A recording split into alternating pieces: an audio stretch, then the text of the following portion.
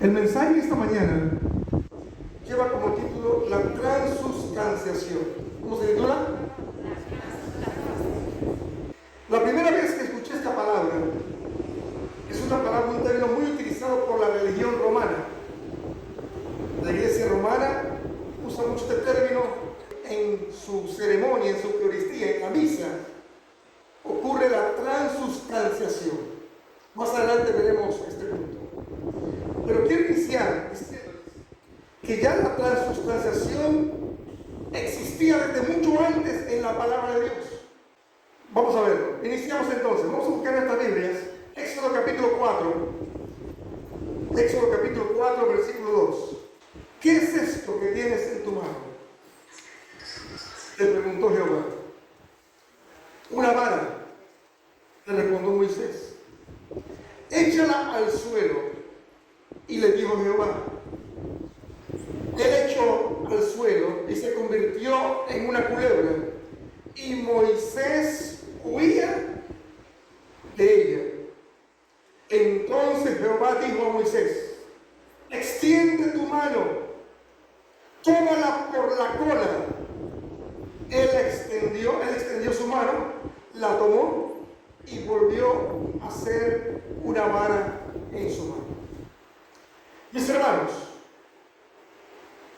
este milagro, este poder maravilloso de Dios manifestado en este momento, en ese momento cuando estaba con Moisés, es una transustanciación. Y quiero decirles que la transustanciación no tiene que ver solamente del aspecto espiritual, también involucra la materia. Dice el versículo 2 que Moisés tenía, ¿qué cosa en su mano? Una vara. Se convirtió en culebra, versículo 3. El mismo versículo 3 dice que Moisés huía de ella. Es decir, si él está huyendo de algo que antes era una vara, él está viendo ahora en ese momento, ¿qué cosa? Una serpiente. Está viendo algo real, algo que se mueve, está viendo una culebra. Es decir, Dios le dice, tómala por la cola. Ahora, ¿qué tiene cola? Un animal. Moisés estaba enfrente de un animal. Es decir, lo que estaba viendo no era una vara parecida a una culebra. Porque de pronto se movió por la brisa y la vara y él creía que era una culebra. No, era una culebra. Veamos lo que dice ahora la ciencia. Definición científica de transustanciación. En sentido general, se llama transustanciación a la transformación de una sustancia en otra sustancia completamente diferente a la primera. Ya estamos sabiendo qué es transustanciación. Cuando una sustancia se convierte en otra totalmente diferente a la primera. Miren esta otra definición. Conversión de la sustancia total. Es la transición de la entera sustancia a otra. No es a media.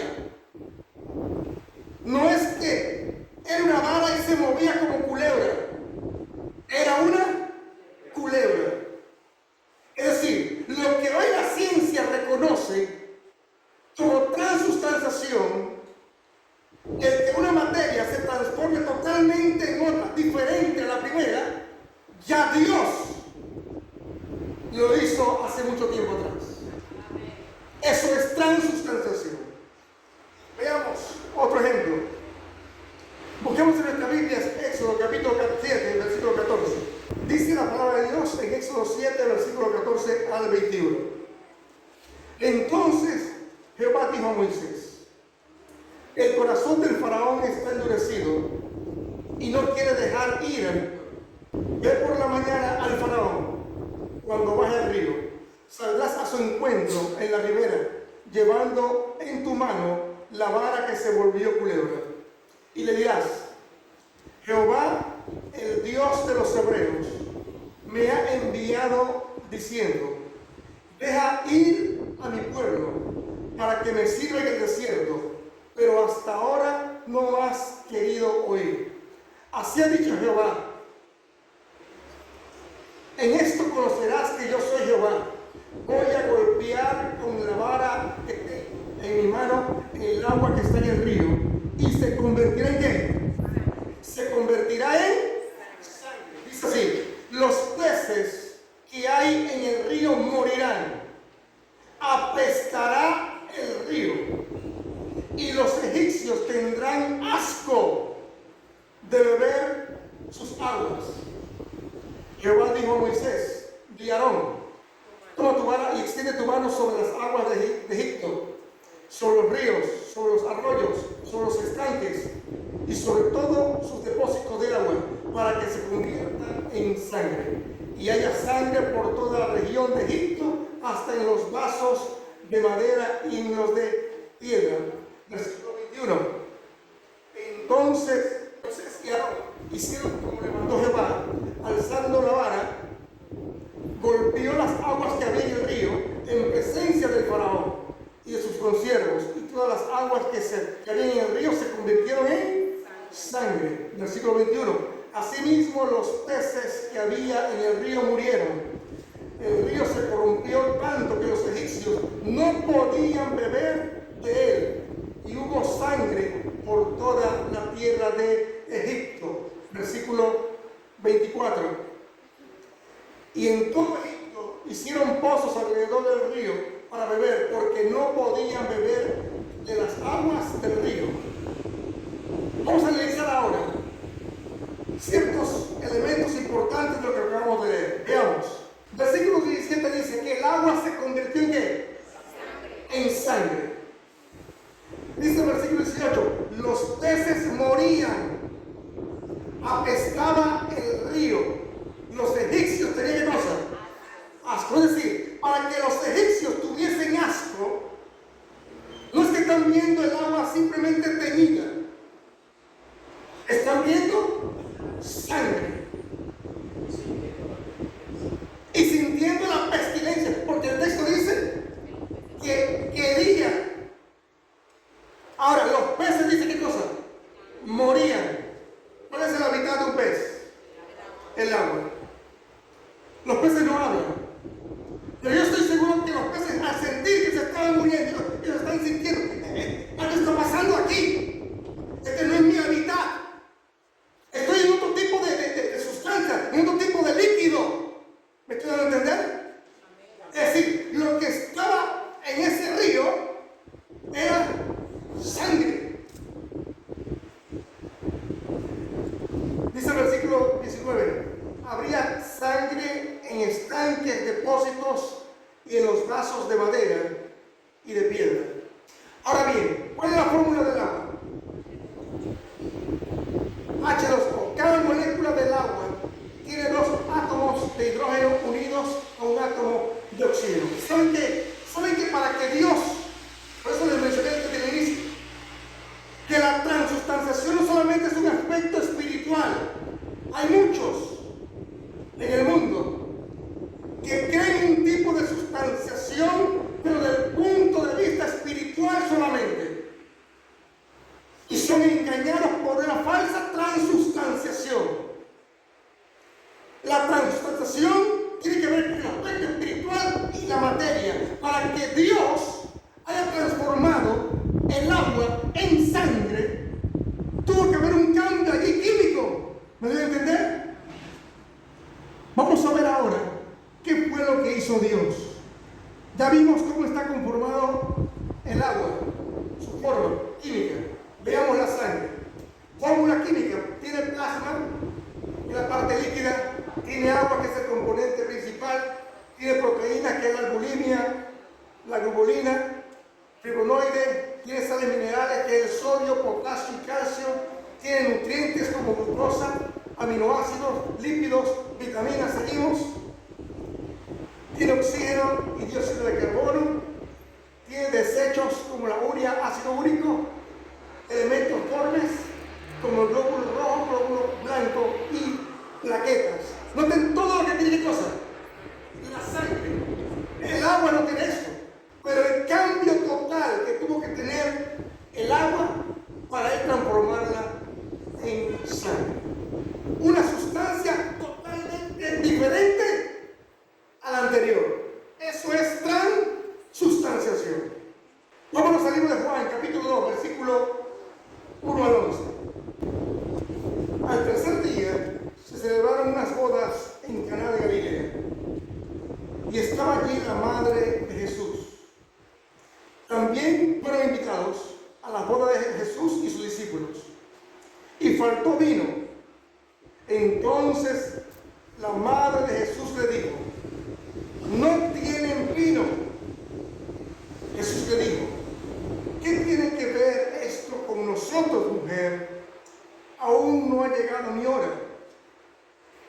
Su madre dijo a los que servían: haced todo lo que él os diga.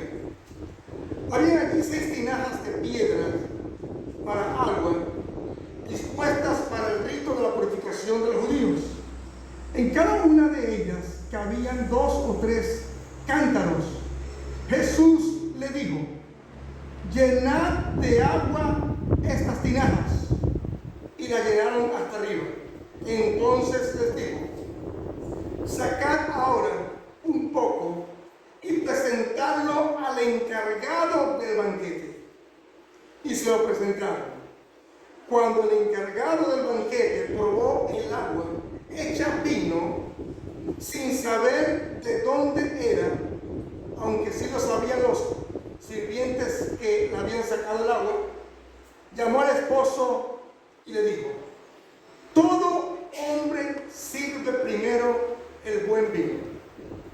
Sin embargo, tú has reservado el buen vino ¿hasta qué? Hasta ahora. Analicemos ciertas partes importantes de lo que acabamos de leer. Versículo 7 dice que llenaron las tinajas ¿de qué? De agua. ¿Cuál es la fórmula del agua? H2O.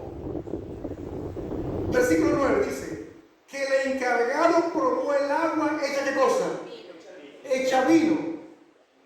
Ya no era agua, ahora era vino. Dice el versículo 10: tú has reservado el buen vino hasta ahora. No dice: tú has reservado la mejor agua que sabe a vino. Tú has reservado el mejor vino hasta ahora. Quiere decir que para que el encargado diga eso, él está teniendo en su mano una copa con algo que huele a vino. Sabe a vino y se ve como vino. Eso se llama transustanciación. Convertir o transformar una sustancia en otra totalmente a la primera. Fórmula química: tiene azúcares naturales, tiene fructosa y glucosa, vitamina, complejo B, B1, B2, B3, B6 y B9, y vitamina C. ¿Cómo Dios transformó el agua en vino? Sigue diciendo: tiene minerales como potasio, calcio y magnesio, antioxidantes, flavonoides, quercetina y el resveratrol. Tiene fibras en menor cantidad que la uva entera. Tiene ácido, el ácido málico y el ácido tartárico. Transformó el agua en vino. El agua no tiene todos estos elementos, pero el vino sí, vino de la uva. Esto es transustanciación. Avancemos. Con esto entro a la segunda parte del tema en esta mañana. Como les mencioné al inicio, el término transustanciación es muy conocido y utilizado en la religión romana. Ellos enseñan que cuando el sacerdote eleva la hostia y eleva el vino y eleva una oración, esto hace que se convierta la hostia en el mismo cuerpo de Cristo y el vino en la misma sangre literal de Cristo. Vamos a ver lo que dicen ellos. La transustanciación es un dogma de la Iglesia Católica Romana. Tuvo lugar en Trento, una ciudad del norte de Italia, entre los años 1545.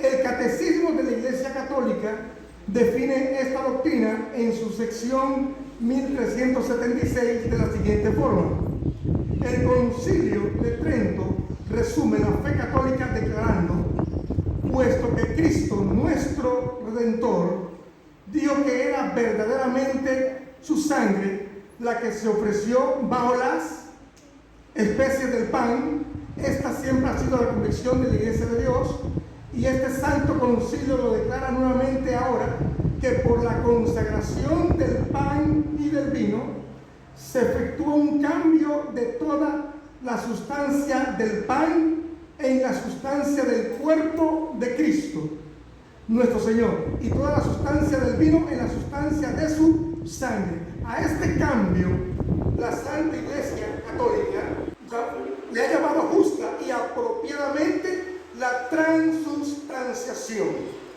Es decir, hasta ahora ellos están conscientes y dicen que la transustanciación tiene que ser, en este caso, que la hostia se convierte, o el pan se convierte literalmente en el cuerpo de Cristo, y que el vino se convierte literalmente en la sangre de Cristo. Hasta ahora pareciera estar de acuerdo la palabra de Dios, la ciencia y la iglesia romana. Sin embargo, hay algo interesante aquí. A pesar de que están conscientes y enseñan que debe convertirse totalmente esa sustancia en otra, cuando usted o cuando las personas van a la iglesia, van a la misa y prueban la hostia, sigue sabiendo pan. Si prueban el vino, sigue sabiendo a vino. Hay algo aquí que no encaja entonces. Aunque lo llamen transustanciación, no es igual como dice la palabra y como la ciencia confirma lo que la palabra de Dios enseña. ¿Estamos clarito allí? Ahora, ¿qué ha pasado aquí? ¿Cómo es entonces que las personas pueden creer que la hostia se convierte en el cuerpo de Cristo literal cuando se ve que no es así? Y que el vino se convierte en la sangre de Cristo literal cuando tampoco es así. ¿Y cómo es que lo siguen creyendo y practicando? Miren lo que sigue diciendo la iglesia. Veamos. En otras palabras, la Iglesia Católica Romana enseña que una vez que un sacerdote ordenado bendice el pan en la cena del Señor, este se transforma en la misma carne de Cristo, aunque retiene su apariencia, olor y sabor de pan. ¿Noten eso? Y cuando él bendice el vino, este se transforma en la misma sangre de Cristo, aunque retiene la apariencia, olor y sabor a vino. Ahora, ¿quién enseña esto? ¿La Biblia? ¿Dios? Miren cómo ellos lo reconocen ahora. ¿Quién lo enseña? Seguimos. El sacerdote ministerial predica la palabra de Dios, presenta a Dios los dones del pan y el vino, los inmola y los ofrece al transustanciarlos en el cuerpo y la sangre del Señor, obrando en nombre y con el mismo poder de Cristo, de modo tal que por sobre él está el poder de Dios, como enseña ¿quién? Santo Tomás de Aquino. Es decir, están creyendo en una transustanciación no enseñada por Dios, no enseñada por la Biblia, sino por un líder de ellos. Y lo interesante de esto es lo que dicen allí. Dice que el sacerdote al orar y al inmolar los elementos, obra con el mismo poder de ¿quién? De Cristo. Ok, hermano, pero cuando Cristo obró en aquella boda, el agua se convirtió en vino. Ese es el poder de Dios, un poder total. Sin embargo, ellos han enseñado algo totalmente extraño, que el sacerdote obra con el mismo poder de Dios, pero las sustancias siguen manteniendo el mismo olor, sabor y se ve igual. Ahora, ¿de dónde se basaban ellos? Veamos. Vamos a Marcos capítulo 14, versículo 22. Ya sabemos a estas alturas cuál es la transustanciación bíblica y cómo la ciencia corrobora lo que la Biblia enseña. Hebreos capítulo 14, versículo 22. Dice la palabra de Dios: mientras comían, Jesús tomó pan y lo bendijo, lo partió y le dio diciendo: tomad, esto es mi cuerpo. Después tomó la copa y, habiendo dado gracias, les dio y bebieron de ella todos. Y les dijo: esto es mi sangre del nuevo pacto, que por muchos, ¿sé qué cosa? Es derramada. De cierto os digo que no beberéis más del fruto de la vid hasta aquel día en que lo beba de nuevo en el reino de Dios. Ahora bien, con este pasaje, la Iglesia romana sustenta la transustanciación que ellos enseñan. Sin embargo, vamos a ver algo aquí interesante. Versículo 22 dice que Jesús tomó pan y dijo: comed, este es mi cuerpo. El 23 dice que tomó la copa y dijo: bebed, esta es mi sangre. Lo confirma en el versículo 24: esto es mi sangre. Pero en el versículo 25 él dice: no beberéis más, ¿qué cosa? Del fruto. ¿De qué? De la vid. ¿Y a qué se le llama la vid? ¿Qué es la vid? Dice aquí: la uva es el ingrediente esencial para la elaboración del vino. Se denomina uva a cada uno de los frutos de la planta, conocida como ¿qué? Como la vid. Al final Jesús le dice: no es cierto, les digo, no beberéis más del fruto de la vid. Ellos estaban bebiendo ¿qué cosa? Vino. Y cuando el Señor dijo: tomad, esta es mi sangre, que por muchos es derramada, Él los estaba llevando al Calvario, al sacrificio que iba a hacer en la cruz, que iba a derramar su sangre en favor de la raza humana. Era un simbolismo. Al beber del vino, símbolo de la sangre de Cristo, o que representaba la sangre de Cristo, estamos aceptando el sacrificio que Jesús hizo en la cruz. Y cuando Él dijo: comed, este es mi cuerpo, lo que está haciendo es que estamos al comer, participar del cuerpo de Cristo, del pan, estamos aceptando su sacrificio en favor nuestro de la cruz. Sin embargo, la Iglesia lo enseña de una forma literal, pero para que la feligresía acepte esa doctrina, les dice que la sustancia van a saber igual a pan, se va a ver como pan y no va a tener ningún cambio. Y que a eso se le llama transustanciación. Y a raíz de eso enseñan y dicen que por tal razón, como se convierte literalmente la hostia en el cuerpo de Cristo y el vino en la sangre literal de Cristo, cada vez que realizan la Santa Misa, Cristo Jesús está volviendo a ser crucificado. 1 Corintios 11:26 dice aquí: así pues, todas las veces que comáis, ¿qué cosa?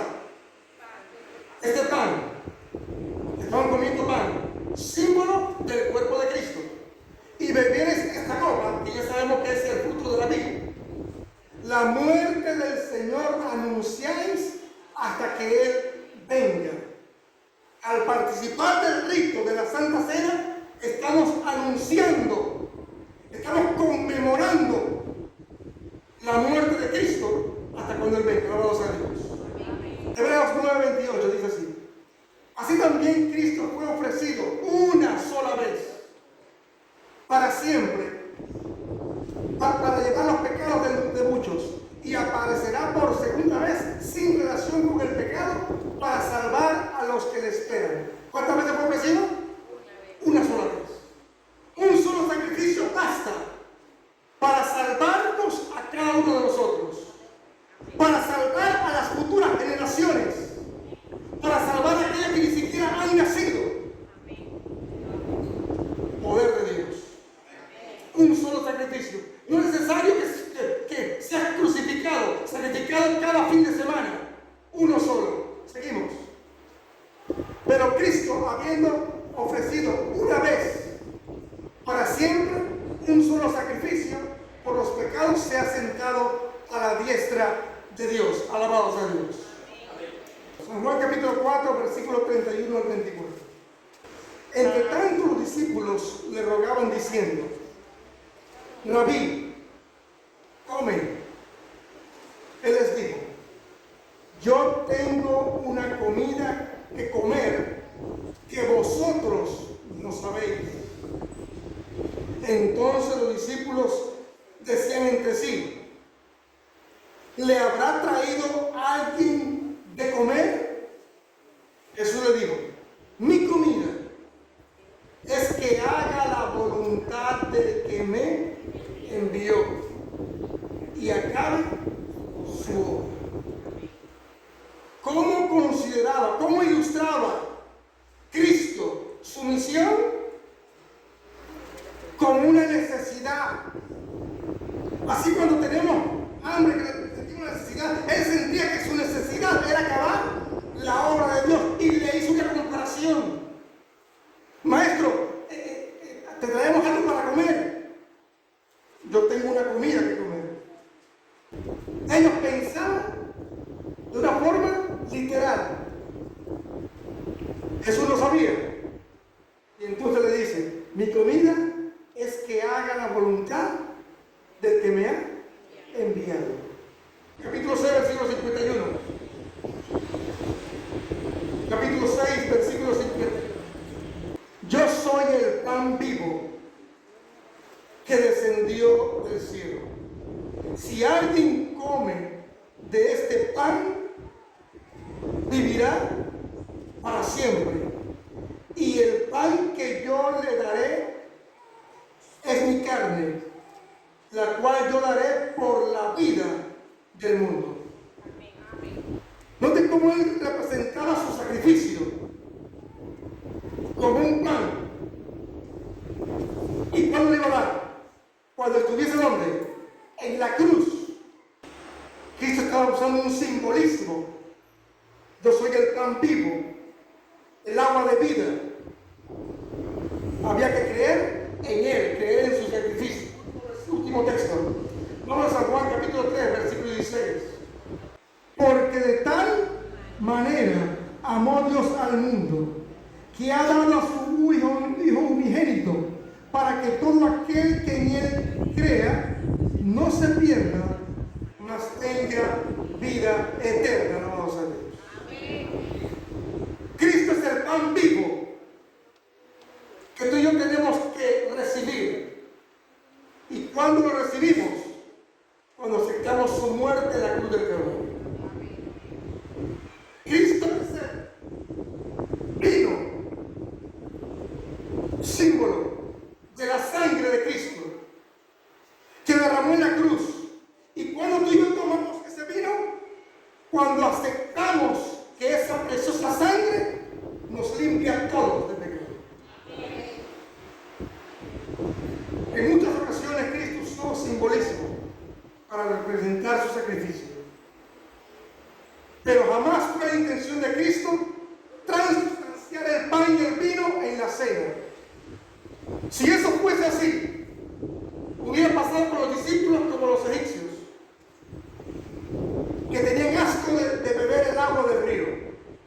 No hay ningún pasaje en la Biblia donde mencionen que los discípulos se sintieron incómodos por estar y participar en la cena del Señor, porque era solamente simbolismo. ¿Cuántos en esta hora? A través de este tema